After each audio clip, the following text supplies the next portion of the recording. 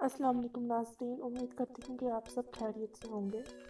आज हम बना रहे हैं पीनट चिक्की की रेसिपी, जिसके लिए आपको चीज़ें चाहिए 1 कप मूंगफली, 1 कप चीनी और 1 टेबलस्पून मक्खन।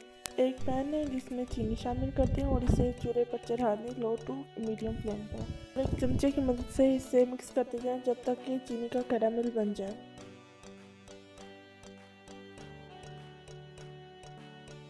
फिर इसमें मक्खन शामिल करें और इसे मिक्स करें जब तक कि मक्खन डिसॉल्व हो जाए।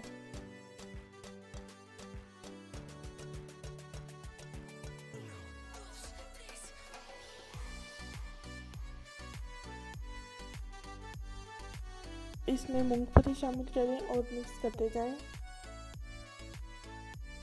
फिर बटर के साथ ग्रीस हुए पैन के ऊपर निकाल दें और इसे सेट कर लें चम्मच या फिर बेलन की मदद के साथ। फिर एक छुरी की मदद से इसे शेप दें, कट लगाकर और फिर इसे ठंडा होने के लिए रख दें। आप ज़रूर ट्राई करें घर पर। मिलते हैं अगली रेसिपी में। अल्लाह हाफिज़।